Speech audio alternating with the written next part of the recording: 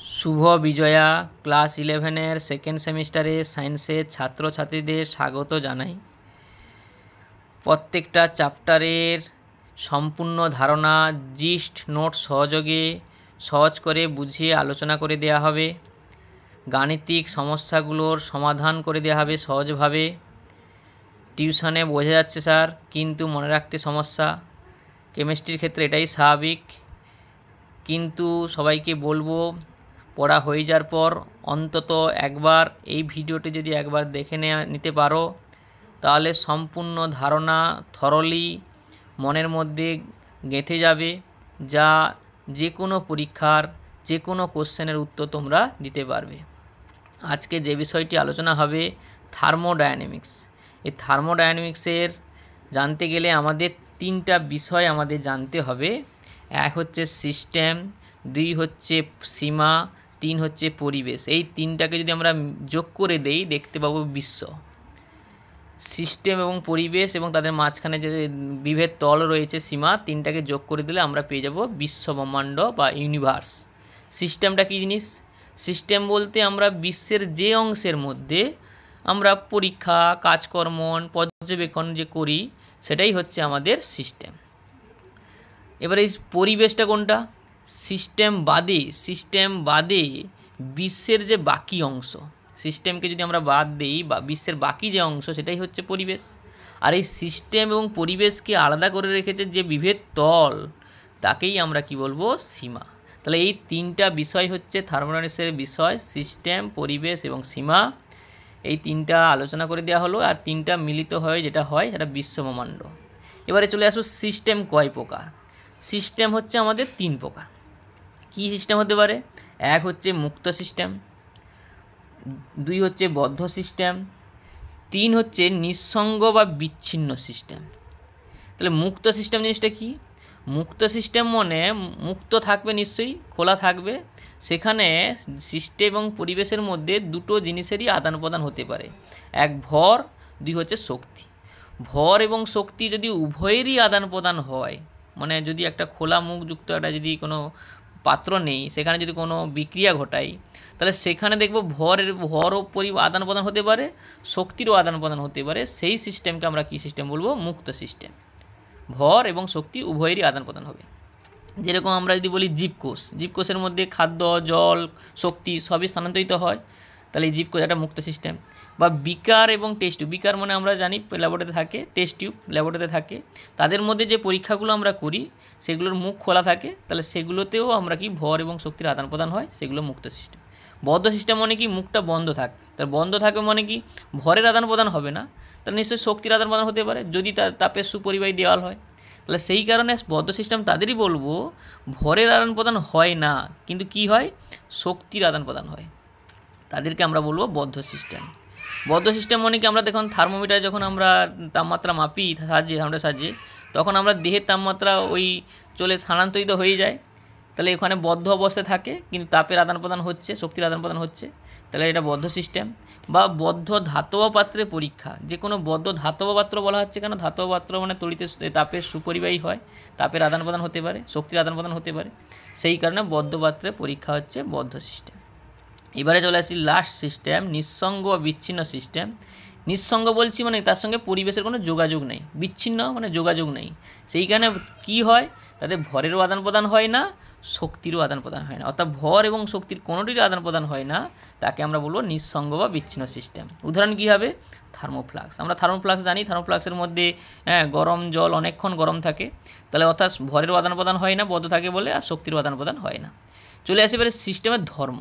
এবার সিস্টেমের ধর্ম আমরা যদি বলি ইন্দ্রিয় গ্রাহ্য ধর্মগুলোই বেশি হয়। ইন্দ্রিয় গ্রাহ্য মানে যাদেরকে আমরা ইন্দ্রিয়ের সাহায্যে গ্রাহ্য মানে দেখতে পাই বা স্পর্শ করতে পারি যে কোনোভাবে, ইন্দ্রিয় গ্রাহ্য। এই ইন্দ্রিয় গ্রাহ্য ধর্ম, এই বেশিরভাগই ধর্ম ইন্দ্রিয় গ্রাহ্য ধর্ম, সেই ধর্মগুলোকে আমরা প্রধানত দুভাগে ভাগ করতে পারি। প্রধানত দুভাগে কি? দেখো, একটা পরিমাণগত, বা তাকে আবার কি বলতে পারি? ভর সাপেক্ষ। যেটাই পরিমাণগত সেটাই ভর সাপেক্ষ, সেটাই বিকীর্ণ, সেটাই এক্সটেন্সিভ প্রপার্টিজ। তাহলে আমি সবগুলোকে এক জায়গায় অবলিক দিয়ে দেখিয়ে দিয়েছি। পরিমাণগত বলো, ভর সাপেক্ষ বলো, বিকীর্ণ ধর্ম বলো বা এক্সটেন্সিভ প্রপার্টি, এগুলোই সব একটাই ধর্ম, এরা কাকে বলবো? তাহলে নামের মধ্যেই সব কথাটা লুকিয়ে রয়েছে। দেখো, পরিমাণগত বা ভর সাপেক্ষ মানে কি, যে সিস্টেমে যে সমস্ত ধর্ম ভরের ওপর নির্ভর করে, মানে ভর বাড়লে কমলে সেই ধর্মগুলো পরিবর্তন হবে, তাকে আমরা কি বলবো? পরিমাণগত ধর্ম বা ভর সাপেক্ষ। ভরের পর বিকীর্ণ মানে কি, সংকীর্ণর উল্টো, সংকীর্ণ সরু, বিকীর্ণ মানে বড়, তাহলে ভরের উপর নির্ভর করবে।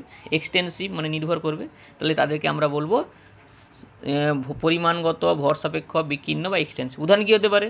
ভর নির্ভর করে, আয়তন হবে, মোল সংখ্যা, আন্তঃশক্তি। এই চারটা বিষয় আমরা নতুন চারটা বিষয় আলোচনা করব। আন্তঃশক্তি, এনথালপি, এনট্রপি, গিবস মুক্ত শক্তি, এগুলো কিন্তু আমরা সবগুলোই হচ্ছে এক্সটেন্সিভ প্রপার্টি, মানে ভরের উপর ডিপেন্ড করে। তাহলে আমরা ভর, আয়তন, মোল সংখ্যা, এছাড়া যে চারটা বিষয় নতুন, আন্তঃশক্তি, এনথালপি, এনট্রপি, গিবস মুক্ত শক্তি, এরা সবাই হচ্ছে বিকীর্ণ ধর্ম বা পরিমাণগত ধর্ম বা ভর সাপেক্ষ।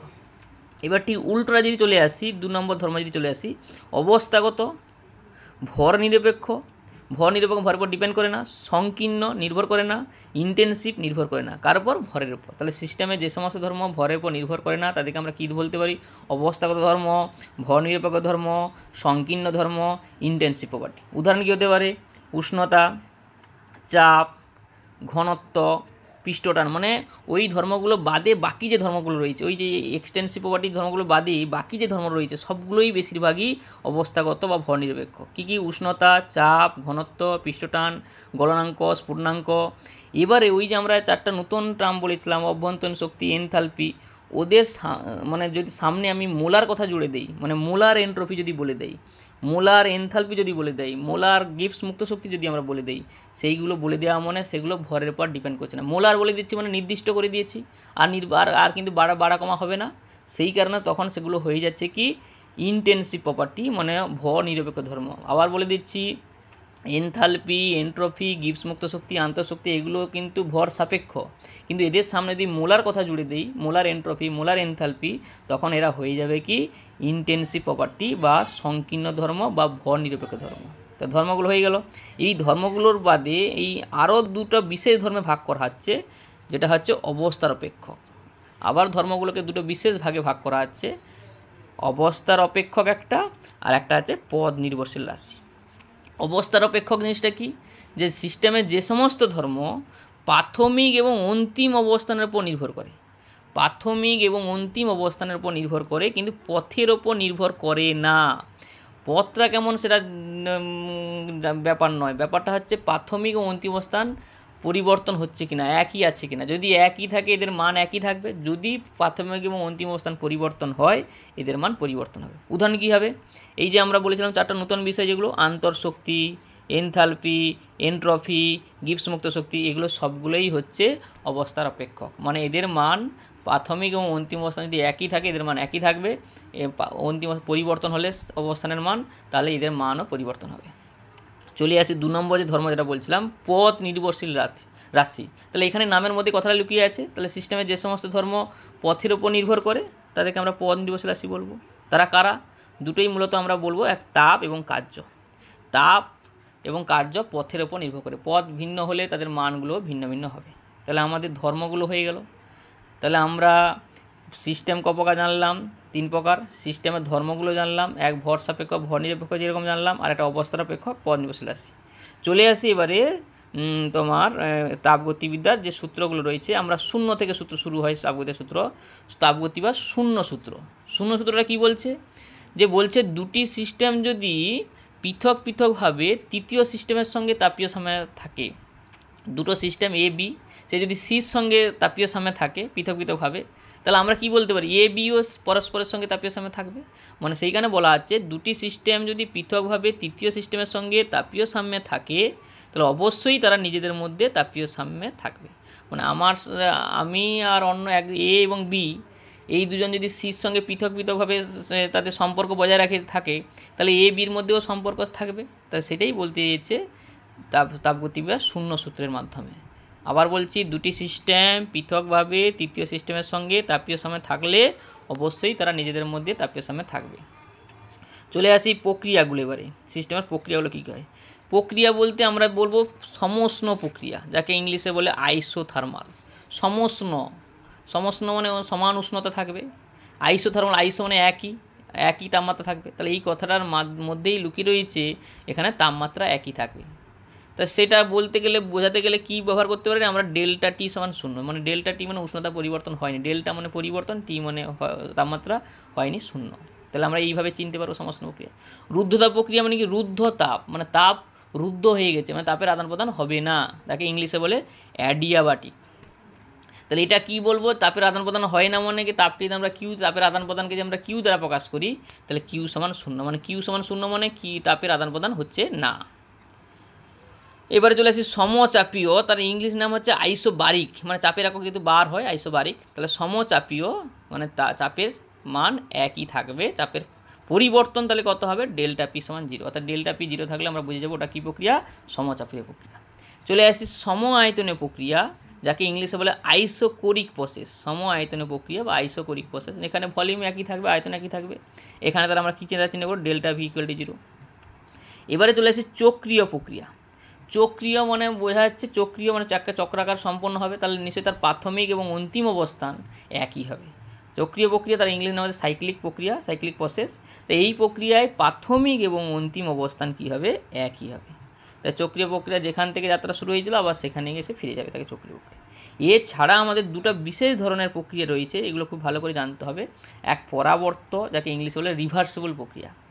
পরাবর্ত মানেই আমরা বুঝে যাচ্ছি, পরাবর্ত ধীর গতিতে ঘটবে, মানে তার যাওয়ার কোনো ইচ্ছা নেই সামনের দিকে এগিয়ে যাওয়ার, ধীর গতিতে ঘটবে, অসংখ্য ধাপে ধাপে ঘটবে, এবং যে কোনো পর্যায়ে যদি তাকে আমরা দাগ দিয়ে দিচ্ছি, দেখো ধীর গতিতে সম্পন্ন বিক্রিয়া, অসংখ্য ধাপে বিক্রিয়া, এবং প্রতিটা ধাপের ক্ষেত্রে বা প্রতিটা পর্যায়ে সাম্যাবস্থা বজায় থাকে। এবারে যদি বলা হয় যে কোনো একটা পর্যায়ে যদি আমরা সামান্য বল প্রয়োগ করে সামনের দিকে যাওয়ার জন্য বল প্রয়োগ করি তাহলে সামনের দিকে চলে যাবে, পেছনের দিকে যাওয়ার জন্য যদি বল প্রয়োগ করি পেছন দিকে চলে আসবে, মানে সামনের দিকেও যেতে পারে পেছনের দিকেও আসতে পারে। এইখানে বলা হচ্ছে সামান্য বল প্রয়োগ করে ইচ্ছা অনুযায়ী সম্মুখী এবং বিপরীতমুখী করা যায়।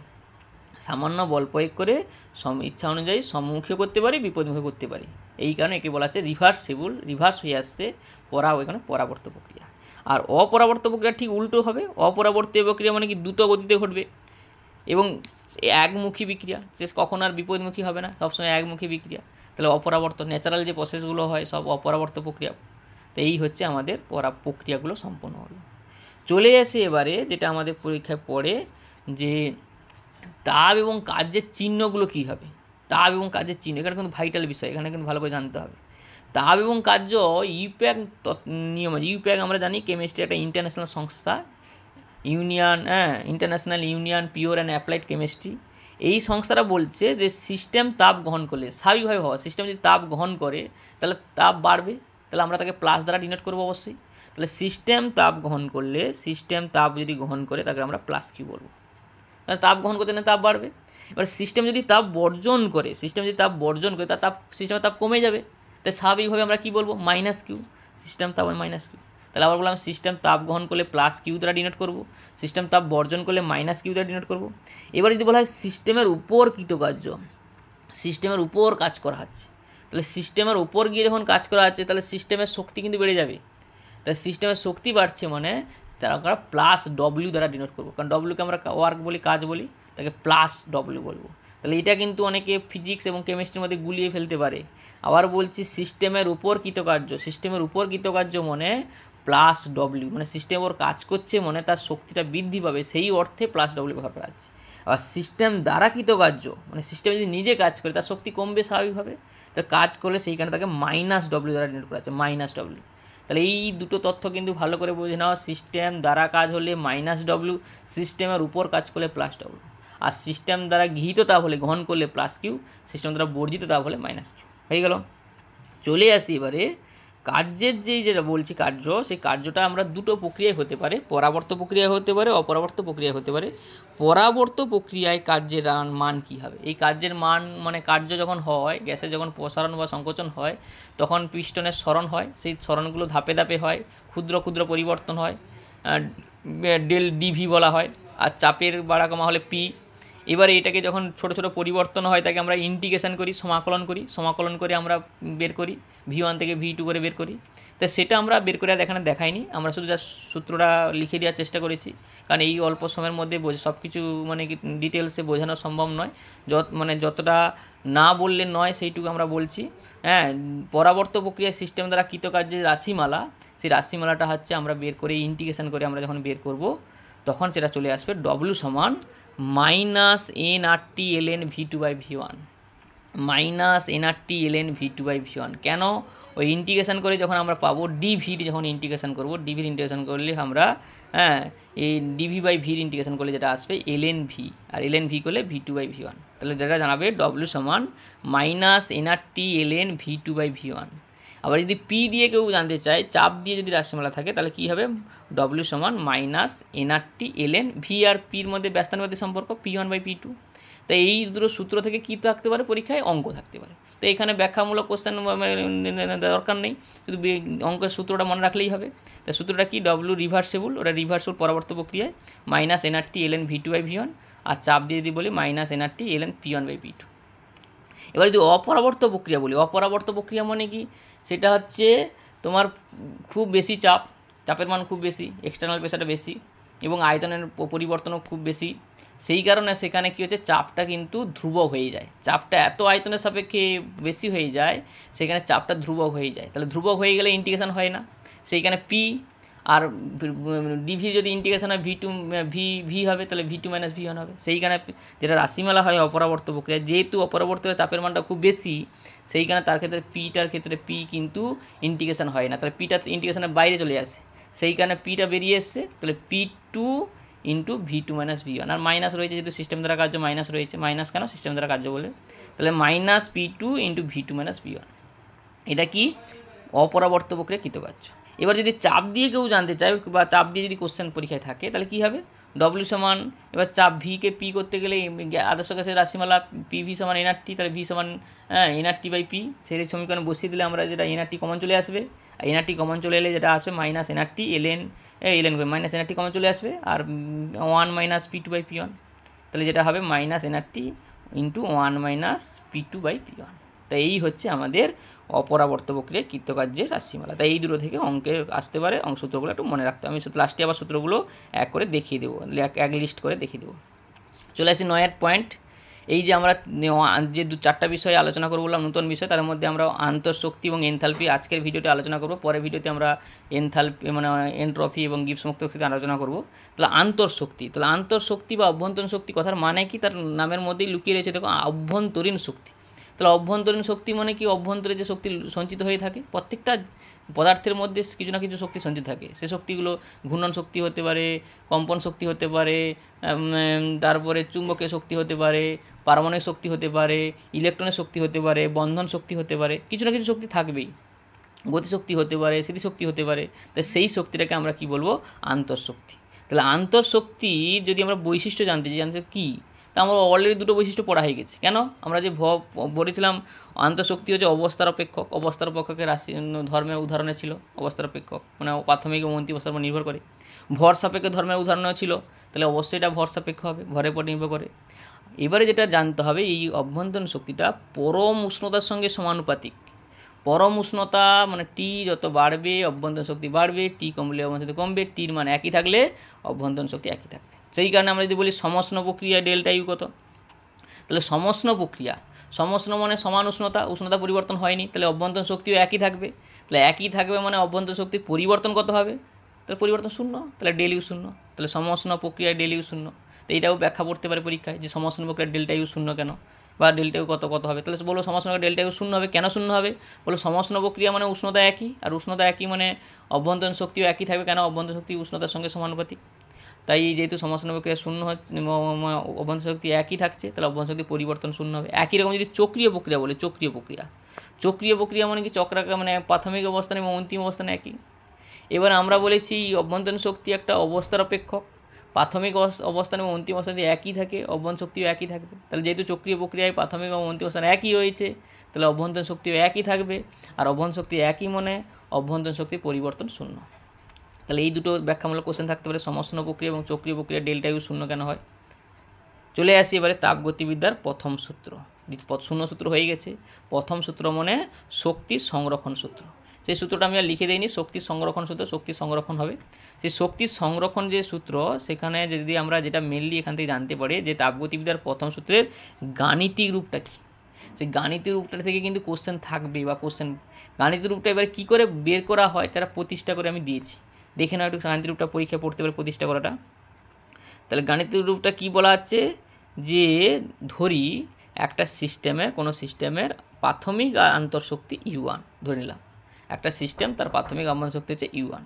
এবারে সিস্টেম কিউ তাপ গ্রহণ করলো, সিস্টেম যদি কিউ তাপ গ্রহণ করে তাহলে সিস্টেমের শক্তি বৃদ্ধি পাবে, আর সিস্টেমের শক্তি যদি বৃদ্ধি পায় তাহলে কত হবে, ছিল U1 হয়ে গেল কিউ, তাহলে U1 প্লাস কিউ, ওটা U1 হবে, ওটা ইউ হয়ে গেছে, U1 প্লাস কিউ হবে। এবার আবার সিস্টেম কী হলো, আবার ডব্লু পরিমাণ সিস্টেমের উপর ডব্লু পরিমাণ কাজ করা হলো, সিস্টেমের উপর কাজ করছে মানে সিস্টেমের শক্তি বৃদ্ধি পাবে। ওটা যদি সিস্টেম দ্বারা কাজ হতো মাইনাস ডব্লু হতো, তাহলে সিস্টেমের উপর কৃতকার্য করা হচ্ছে মানে শক্তি আবার কিন্তু বেড়ে যাবে। তাহলে শক্তি কত হবে, ছিল U1 প্লাস কিউ, আরও ডব্লু বাড়লো, তাহলে হলো U1 plus Q plus W. তাই এই দুভাবে শক্তি বৃদ্ধি পেয়ে গেল, তাপ গ্রহণের মাধ্যমে শক্তি বৃদ্ধি হলো, সিস্টেমের উপর কাজ করার ফলে শক্তি বৃদ্ধি পেলো।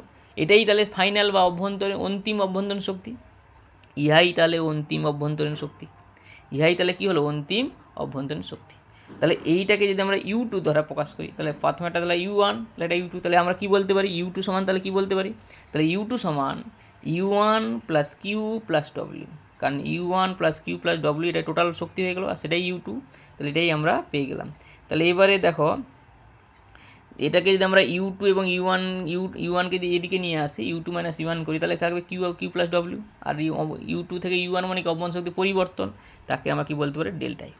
তাই এটাই হচ্ছে তাপগতিবিদ্যার প্রথম সূত্রের গাণিতিক রূপ। এটা ভালো করে মুখস্থ করে রাখার চেষ্টা করবে, ডেল্টা ইউ সমান Q plus W. Delta U হচ্ছে অভ্যন্তরীণ শক্তির বৃদ্ধি বা পরিবর্তন, বৃদ্ধি বললেই ভালো হয় কারণ আমরা প্লাস মাইনাস চিহ্ন যেহেতু দ্বারা প্রকাশ করছি। কিউটা হচ্ছে সিস্টেম দ্বারা গৃহীত তাপ, বর্জিত তাপ নয় কিন্তু গৃহীত তাপ, আর প্লাস ডব্লিউ মানে সিস্টেমের উপর কৃতকার্য। এবার চলে আসি 11 নম্বর পয়েন্ট, এইটাকে কাজে লাগিয়ে কিন্তু পরীক্ষায় কোশ্চেন পড়ে। কোশ্চেনটা কি, যে কোনো সিস্টেম দ্বারা গৃহীত তাপ এবং কৃতকার্য যথাক্রমে 200 জুল। গৃহীত তাপ বলেছে, কিউর মান প্লাসেই হবে, 200 জুল হবে, আর সিস্টেম দ্বারা কৃতকার্য, তাহলে সিস্টেম দ্বারা কৃতকার্য মানে 80 জুল দেওয়া আছে, তাহলে ওটা মাইনাস 80 জুল হবে। তাই সেইটার ক্ষেত্রে অভ্যন্তরীণ শক্তি পরিবর্তন করতে হবে। তাহলে অভ্যন্তরীণ শক্তি পরিবর্তন যখন জানতে চেয়েছে তাহলে আমাদের সূত্রটা বসিয়ে দেবো, তাহলে ডেল্টা ইউ সমান কিউ প্লাস ডব্লিউ। ডেল্টা ইউর মান জানতে হচ্ছে, তাহলে কিউ আর ডব্লিউর মান বসিয়ে দেবো। কিউর মান আমরা বললাম যেহেতু প্লাস 200 জুল হবে, কেন, সিস্টেম দ্বারা গৃহীত তাপ, আর যেহেতু সিস্টেম দ্বারা কৃতকার্য হয়েছে তাহলে মাইনাস ডব্লিউর মান মাইনাসে হবে, -80 জুল। তাহলে বসিয়ে দিলে যেটা আসবে 200 - 80 হয়ে গেল 120 জুল। তাহলে বোঝা গেছে নিশ্চয়ই। যদি সমস্যা থাকে আমাকে কমেন্ট করে জানাবে, আমি আরেকবার আলোচনা করে দেবো। চলে আসি পরের কোশ্চেন, 12 নম্বর কোশ্চেন, প্রমাণ করো ডেল্টা ইউ সমান কিউ ভি। এইটা যদি আমরা প্রমাণ করি, কীভাবে প্রমাণ করব, তাহলে আমরা তাপগতিবিদ্যার প্রথম সূত্রের গাণিতিক রূপটা কী আমরা একবার মুখস্থ করে নিয়েছি, ডেল্টা ইউ সমান কিউ প্লাস ডব্লিউ। এবারে আমরা ডব্লিউ মানে কি, কৃতকার্য মানে আমরা কি জানি মাইনাস পি ডেল ভি, কৃতকার্য মানে আমরা জানি কি minus P del V, minus মানে সিস্টেম দ্বারা কৃতকার্য। এবারে যেহেতু এখানে কিউ ভি মানে ভি সাপিক্সে ভি মানে ভলিউম স্থির থাকবে মানে আয়তন, তাহলে স্থির আয়তনের ক্ষেত্রে আমরা যদি স্থির থাকে তাহলে আমরা ডেল্টা ভি ইকুয়াল টু 0 হবে, আর ডেল্টা ভির মান যদি 0 বসে দেয় তাহলে ডব্লিউ সমান কী দাঁড়াবে মাইনাস পি ইন্টু 0 মানে 0। তাহলে অতএব আমরা কী দাঁড়ালো, ডব্লিউর মান যদি 0 হয়ে যায় তাহলে ডেল্টা ইউ সমান কিউ। এটাই আমরা প্রমাণ করে ফেললাম যে ডেল্টা ইউ যদি আয়তন স্থির থাকে ডেল্টা ইউ কিউর সঙ্গে সমান হবে, অর্থাৎ স্থির আয়তনে মানে কিউ মানে তাপ সমান অভ্যন্তরীণ শক্তি পরিবর্তন। তাহলে এই প্রমাণটা পরীক্ষা পড়তে পারে, দেখে নেবে। চলে আসি মুক্ত সম্প্রসারণের ক্ষেত্রে কি হবে। মুক্ত সম্প্রসারণ কথার মানে হচ্ছে শূন্য চাপের বিরুদ্ধে প্রসারণ। শূন্য চাপ মানে চাপ নেই, তার বিরুদ্ধে যদি প্রসারণ হয় তাকে আমরা মুক্ত সম্প্রসারণ বলবো, মানে মুক্তভাবে প্রসারিত হচ্ছে, কোনো চাপ বাধা নেই সেখানে। তা সেইখানে বাধা নেই মানে চাপ শূন্য মানে কি, পি শূন্য মানে কি ডব্লিউ অবশ্যই শূন্য, আর ডব্লিউ শূন্য মানে কিউ শূন্য, ডব্লিউ শূন্য। এবার তাপের আদান প্রদান হয় না, তাহলে কিউ শূন্য। এখানে উষ্ণতাও একই থাকে মুক্ত সম্প্রসারণের ক্ষেত্রে, তার ডেল্টা ইউ শূন্য। তাহলে মুক্ত সম্প্রসারণ মানে সব কিছুই শূন্য হবে, তো এটা নিয়ে ভাবার কিছু নয়। এখানে কিউও শূন্য হবে, ডব্লিউ শূন্য হবে, ডেল্টা ইউ শূন্য, ডেল্টা এইচ শূন্য, সব শূন্য। চলে আসি এনথালপি। এবারে অভ্যন্তরীণ শক্তি পড়া হয়ে গেলো, এবার হচ্ছে এনথালপি। এনথালপি মানে কি? এটাও এক ধরনের শক্তি। এটা কোন কোন শক্তির যোগফল? অভ্যন্তরীণ শক্তি তো অলরেডি ছিল, অভ্যন্তরীণ শক্তি তার সঙ্গে যেটা যোগ হবে চাপ এবং আয়তন শক্তি।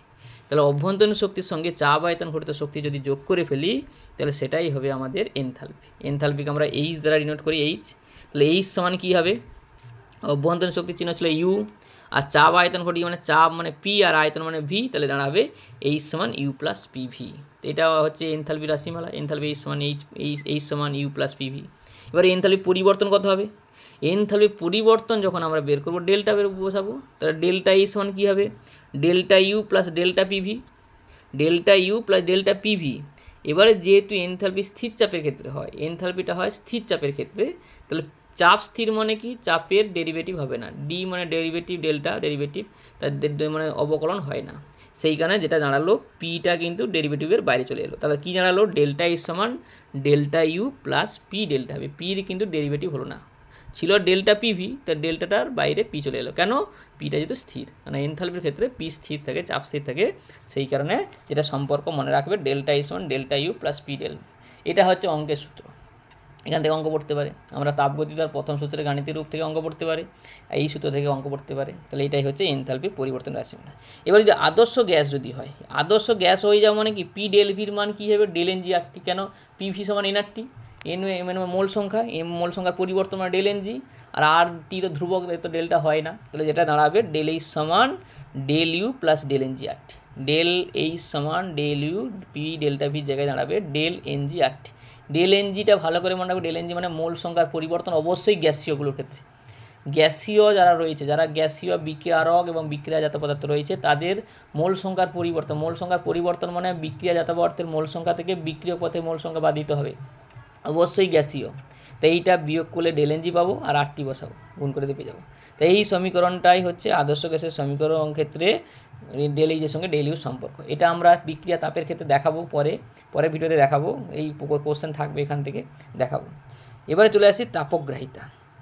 তাপগ্রাহিতা আমরা জানি 9-10 ক্লাস থেকে জেনে এসেছি। তাপগ্রাহিতা মানে কোনো পদার্থের উষ্ণতা যদি 1 ডিগ্রি সেন্টিগ্রেড হোক বা কেলভিন হোক, যদি বৃদ্ধি করতে চাই যে তাপ লাগে তাকে আমরা তাপগ্রাহিতা বলি। এটা আমরা জেনে এসেছি 9-10-এ, যে কোনো পদার্থের তাপমাত্রা 1 ডিগ্রি বৃদ্ধি করতে যে তাপ লাগে তাকে আমরা তাপগ্রাহিতা বলি।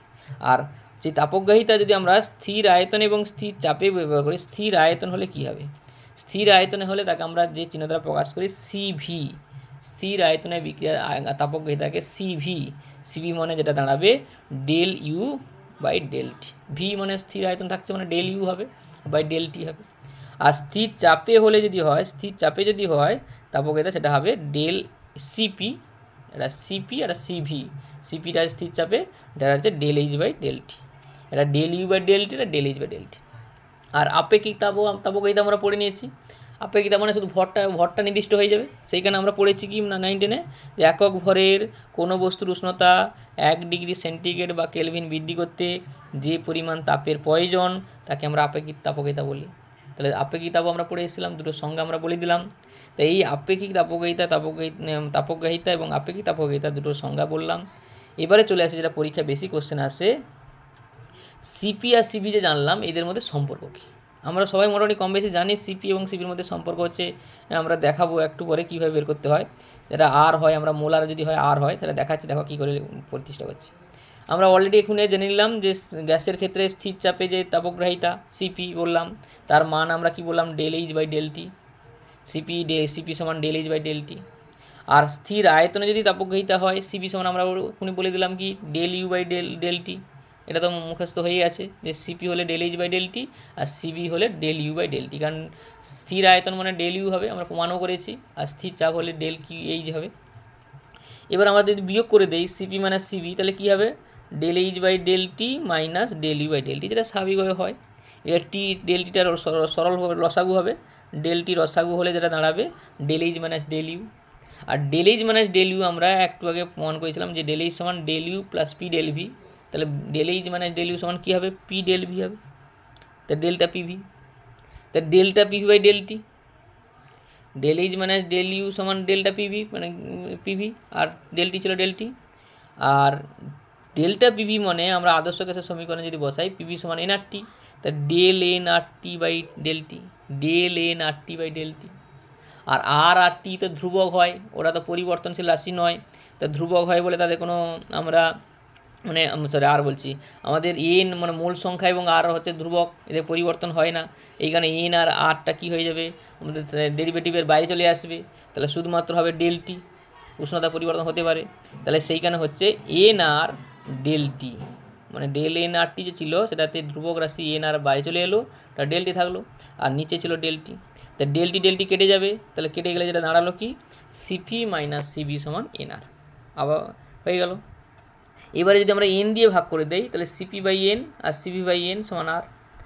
এবারে এন দিয়ে ভাগ করছি মানে ওটা মূল সংখ্যা হয়ে গেছে, কোনো আমরা যদি কোনো মানে মোলার তাপগ্রাহিতা হয়ে যাচ্ছে, এন দিয়ে ভাগ করছি, এন দিয়ে ভাগ করে দিচ্ছি না, ওটা হয়ে যাচ্ছে কি মোলার তাপগ্রাহিতা। তাহলে সিপিএম আর সিভিএম সমান হয়েছে আর। তাহলে এইটাই তোমরা মনে রাখবে যে স্থির চাপে মোলার তাপগ্রাহিতা, স্থির চাপে মোলার তাপগ্রাহিতা মানে সিপিএম মাইনাস স্থির আয়তনে মোলার তাপগ্রাহিতা সিভিএম সমান আর, মানে মোলারের ক্ষেত্রে আর হবে সিপিএম মাইনাস সিভিএম সমান আর। তাহলে যদি ওটা মোলার না থাকে সেটা কিন্তু তোমার কী হয়ে যাবে, এন দিয়ে গুণ হয়ে যাবে। তাহলে আবার বলছি, প্রমাণ করে দিচ্ছি, আরেকবার দেখে নাও। সিপি এবং সিপি রাশিমালা অলরেডি আমরা বলে দিয়েছিলাম, del H by del T CP, আর সিপি হচ্ছে del U by del T. বিয়োগ করলাম, বিয়োগ করলে ডেল এইচ মানে del U by del T হলো, ডেল এইচ মানে ডেল ইউর মান হচ্ছে ডেল পিভি, আর আদর্শ গ্যাসের ক্ষেত্রে ডেল পিভি সমান ডেল এন আর টি। হ্যাঁ, এবার যেহেতু এন এবং আর ধ্রুবক তাহলে এর ডেরিভেটিভ হয়নি, ডেলটা হয়নি, তো সঙ্গে ডেল টি হয়েছে, ডেল টি কেটে গেছে, তাহলে এন আর এন দিয়ে ভাগ করলাম, এন দিয়ে ভাগ করছি মানে ওটা হয়ে গেল মোলার তাপগ্রাহিতা। তাহলে সেইখানে যেটা পেলাম যে সিপি মাইনাস সিবি অবশ্যই মোলার তাপগ্রাহিতা, সিপি মাইনাস সিবি সমান আর। এটা কিন্তু ভালো করে মনে রাখার চেষ্টা করি। তো এই হচ্ছে আমাদের সিপি সিপিতে কোশ্চেন কিন্তু পরীক্ষায় থাকার সম্ভাবনা বেশি, ভালো করে একটু বুঝে নেয়। যদি অসুবিধা হয় আরেকবার বলবে, আমরা কিন্তু আবার একবার আলোচনা করে দেবো। 16 কোশ্চেন, এক পরমাণু অনাদর্শ গ্যাসের ক্ষেত্রে সিভি এবং সিপি বাই সিভির মান কত? সিপি বাই সিভিকে আমরা গামা দ্বারা প্রকাশ করি, এর মান কত? এইটা আমরা বের করতে গেলে এটা মনে রাখতে হবে, সিপি এক পরমাণু যদি গ্যাস হয় তার সিপির মান হবে 5/2 আর সিপির মান হবে 3/2 আর। তাহলে এটা মনে রাখার চেষ্টা করতে পারো, নাহলে আমরা সূত্র রয়েছে আমরা বলবো, সূত্র যে আমরা যেই সিপির মান বের করতে গেলে যেটা হয় বাধা মানে 3n - n, সেটা আমরা পরে ভিডিওতে আলোচনা করে দেবো। এখন জাস্ট এখন মনে রাখার চেষ্টা করো যে এক পরমাণু গ্যাস হলে সিপির মান হবে 5/2 আর সিবির মান হবে 3/2 আর। তাহলে আমরা গামা সমান হবে 5/2 আর বাই 3/2 আর কেটে গেল, তাহলে 5/3। তাহলে এইটাই হচ্ছে এক পরমাণু গ্যাসের ক্ষেত্রে সিপি বাই সিবির মান। এই সিপি এবং সিবির মান কী করে বের করতে হয় সেটা আমরা পরের ভিডিওতে আলোচনা করব, সেটা আমরা মানে বাধার সংখ্যা বিয়োগ করে আমরা পেয়ে যাব, সেটা আমরা পরে দেখাবো। এই হচ্ছে আমাদের 16 পয়েন্ট। এবার 17 পয়েন্ট আমরা বলেছি যে ডেল এইচ সমান কিউপি, এটা অলরেডি আমরা বলেছি কী করে প্রমাণ করা হয় দেখে নাও। আমরা জানি কি যে ডেল এইচ সমান del U plus P del V, একটু আগে প্রমাণ দেখিয়েছি আমরা। আবার আমরা কি জেনেছি, ডেল্টা ইউ সমান কিউ প্লাস ডব্লিউ, এটাও জেনেছি। তাহলে আমরা ডেল্টা ইউর জায়গায় কিউ প্লাস ডব্লিউ বসিয়ে দিলাম, তাহলে ডেল্টা ই সমান কী দাঁড়ালো Q plus W plus P del V. এবার ডব্লিউ সমান আমরা কী জানি minus P del V, W সমান আমরা কী জানি মাইনাস পি ডেল ভি, আর ছিল তাহলে কী দাঁড়ালো Q minus P del V plus P del V. তাহলে P del V P del V কেটে গেল, তাহলে দাঁড়ালো ডেল এইচ সমান কিউ। তাহলে এটাই হচ্ছে আমাদের প্রমাণ। তাহলে স্থির চাপ যদি থাকে তাহলে যেটা হবে ডেল এইচ সমান কিউ, তাহলে স্থির চাপের ক্ষেত্রে ডেল এইচ সমান কিউ। তো এটাই আমাদের প্রমাণ করার ছিল, প্রমাণ হয়ে গেল, অর্থাৎ স্থির চাপে তাপ সমান এনথালপি পরিবর্তনের সঙ্গে সমান। চলে এলো এবার লাস্ট আমাদের এই ভিডিওর যে গাণিতিক সমাধান। গাণিতিক সমাধান করতে গেলে আমাদের সূত্রগুলো মনে রাখতে, এখানে কী কী সূত্র বললাম, অনেকগুলো কিন্তু সূত্র পড়ে নিলাম। যেটা হচ্ছে তাপগতির প্রথম সূত্রের সূত্র ডেল্টা ইউ, অবশ্যই ডেল্টা হবে, এই ডেল্টাটা ছেড়ে গেছে, হ্যাঁ ডেল্টা ইউ সমান কিউ প্লাস ডব্লিউ। তারপর হচ্ছে ডেল্টা এইচ সমান, ডেল্টাগুলো উঠেনি, ডেল্টা এইচ সমান delta U plus P del V, এটা একটা সূত্র। ডেল্টা এইচ সমান delta U plus P del V. তারপর এটা কার্যের সূত্র, কার্যের সূত্রটা আমরা বলেছি পরাবর্ত প্রক্রিয়ার ক্ষেত্রে ডব্লিউ সমান minus NRT LN V two by V one, বা ডব্লিউ সমান minus NRT LN P one by P two. আর অপরাবর্ত প্রক্রিয়া যদি হয় তাহলে minus P two into V two minus V one, বা চাপ দিয়ে হলে minus NRT one minus P two by P one. আর সিপি যেটা পেলাম, সিপি সমান ডেল এইচ বাই টি, এটা একটা বললাম। আবার তাকে দিয়ে না এন মোল সংখ্যা যদি হয়, এটা কিন্তু ভালো করে মনে রাখবে, এন মোল সংখ্যার ক্ষেত্রে কী হবে ডেল এইচ সমান N CP del T, N CP del T. আর সিবি সমান হবে del U by del T, সেটাকে যদি আমরা এন মোল সংখ্যার ক্ষেত্রে যদি বের করি ডেল ইউ সমান এন সিভি ডিটি। এই দুটো কিন্তু ভালো করে মনে রাখার চেষ্টা করবে। ডেল ইউ সমান এন সিভি ডিটি, এখান থেকে কিন্তু অঙ্ক পড়ার সময় বেশি থাকে এই সুইগুলো থেকে। ডেল ইউ সমান এন সিভি ডিটি, আর আমরা তো পেলাম সিপি মাইনাস সিভি মোলারের ক্ষেত্রে আর হবে বিয়োগফল। চলে আসবে অঙ্কের ক্ষেত্রে। অঙ্কগুলো দেখো, প্রথমে একটা অঙ্ক দেওয়া আছে 8 গ্রাম অক্সিজেন, তাপমাত্রা দেওয়া আছে 300 কেলভিন, ওর চাপ দেওয়া আছে, আর দুটো চাপ দেওয়া আছে মানে P1 P2 মান দেওয়া আছে। তাহলে কার্য কত? তাহলে কার্য যদি বলছে তাহলে এখানে আমাদের বলেছে সমতাপীয় প্রক্রিয়া, কার্যের মান এখানে আমাদের যেহেতু মোল সংখ্যা দেওয়া আছে, আর এখানে আমাদের তাহলে এটা কার্যটা হবে পরাবর্ত প্রক্রিয়ার কার্য। তাহলে পরাবর্ত প্রক্রিয়ার কার্যের রাশিমালা আমরা কি N R L A N R T L N V2 by V1, যদি এখানে ভি থাকবে না কারণ এখানে চাপ দিয়ে যেহেতু রাশিমালা রয়েছে, তাহলে যেটা হবে N R T L minus L R T L N P1 by P2। তো এনের মান কত হবে? 8 গ্রাম দেওয়া আছে, গ্রামকে মোল করতে গেলে অক্সিজেন আনে ঘর 32 দিয়ে ভাগ করতে হবে, তাহলে 8 বাই 32। আর এর মান হচ্ছে 8.314, তাপমাত্রা এখান দিয়ে আছে 300 কেলভিন। আর P1 সংকোচন মানে কি, আমাদের P1-এর যেটা মান হবে তোমার হচ্ছে যেটা প্রথমেরটা P1 উপরে থাকবে 1.01325 × 10⁻³ বাই 1.01325 ভাগ করে দিলে যেটা আসবে এত জুল। তো এই সূত্র, এই অঙ্কগুলো করতে গেলে জাস্ট সূত্রটা মনে রাখতে হবে। তাহলে আমাকে এটা চিনে নিতে পারা হচ্ছে পরাবর্ত প্রক্রিয়া কৃতকার্য, যেহেতু সমতাপীয় প্রক্রিয়া সমষ্ণ প্রক্রিয়া দেওয়া আছে এবং এটা পরাবর্ত প্রক্রিয়া বলা আছে, তাহলে এখানে পরাবর্ত প্রক্রিয়া কৃতকার্যের রাশিমালাটা বসিয়ে দেবো। চলে আসছি দ্বিতীয় কোশ্চেন, যে 1 মোল আদর্শ গ্যাসের 2 atm স্থির চাপে 3 ml প্রসারিত হয়ে 3 ml থেকে প্রসারিত হয়ে 7 ml হয়, তাহলে আন্তঃশক্তির পরিবর্তন যদি এত হয় এনথালপি পরিবর্তন করতে হবে। তাই এনথালপির সঙ্গে আভ্যন্তরীণ শক্তির যে সম্পর্ক ডেল্টা ই সমান delta U plus P del V, এটা তো আমাদের সূত্র মনে রাখতে হবে। ডেল্টা ই সমান delta you please P delta V. এবারে এইখানে ডেল্টা ইউর মান দেওয়া আছে কত? ডেল্টা ইউর মান দেওয়া আছে 30 লিটার এটিএম, তা 30, আর পির মান দেওয়া আছে দেখো পির মান 2 atm, আর আয়তন কত দেওয়া আছে 3 লিটার থেকে 7 লিটার, আর 7 লিটারটাই V2, তাহলে 7 - 3, তো এটা বসিয়ে দিলেই আমাদের উত্তর চলে আসবে 38 লিটার এটিএম। তাহলে আমাদের যে ডেল্টা এইচ বের করতে বলেছে আর ডেল্টা ইউ দেওয়া আছে, পির দেওয়া আছে, তাহলে আমাদের সূত্রটা যেটা আছে কি ডেল্টা ই সমান delta U plus P del V. তাহলে সূত্রটা শুধু মনে রাখলেই হবে অঙ্ক করতে গেলে। চলে আসি পরের অঙ্ক, 22 থেকে 5 কিলোজুল তাপ শোষণ করে একটি গ্যাস 1 atm থেকে 10 লিটার, 1 atm চাপে 10 লিটার থেকে 20 লিটারে সম্প্রসারিত হলে সিস্টেমের আন্তঃশক্তির পরিবর্তন কত? তাহলে আন্তঃশক্তি পরিবর্তন মানে আমরা ডেল্টা ইউ প্লাস পি সমান কিউ প্লাস ডব্লিউ থেকে পেয়ে যাবো, মানে তাপগতিবিদ্যার প্রথম সূত্রের যে গাণিতিক রূপ সেখান থেকে আমরা পেয়ে যাবো।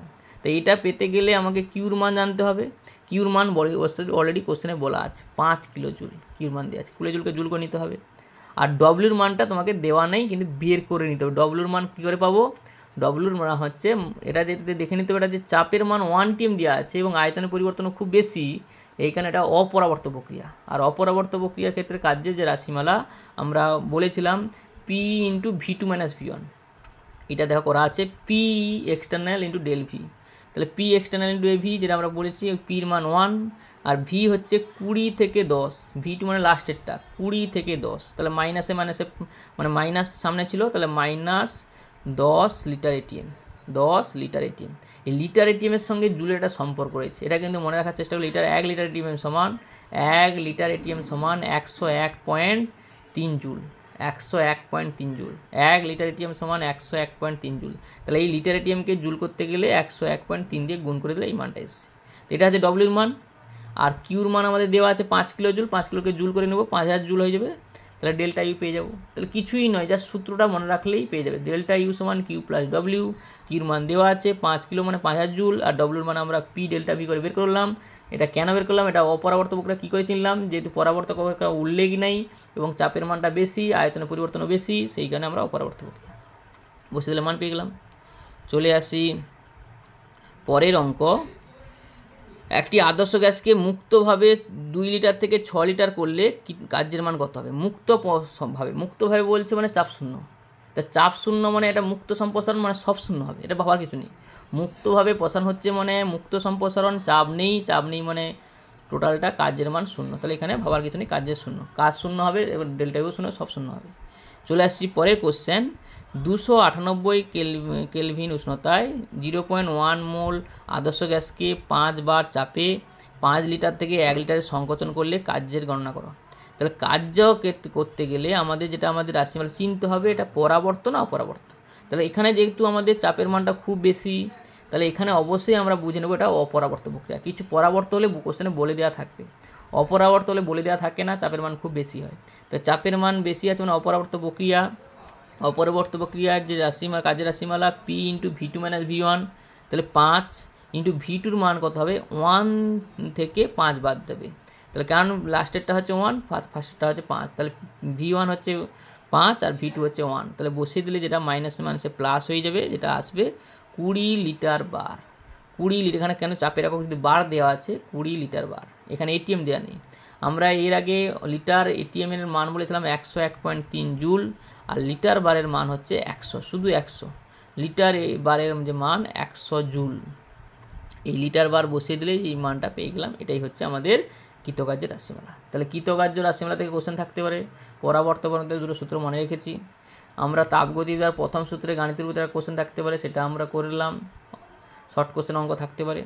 ডেল্টা ইর সঙ্গে ডেল্টা ইউ যে সম্পর্ক, সেখান থেকে একটা অঙ্ক করলাম। লাস্ট যেটা অঙ্ক করবো সিপিসিবি থেকে, সেটাই হচ্ছে ফাইনাল সিপিসিবি থেকে অঙ্ক। তাই সিপিসিবিতে অঙ্কটা ভালো করে বোঝার চেষ্টা করবে, এখান থেকে কোশ্চেন থাকার সময় বেশি।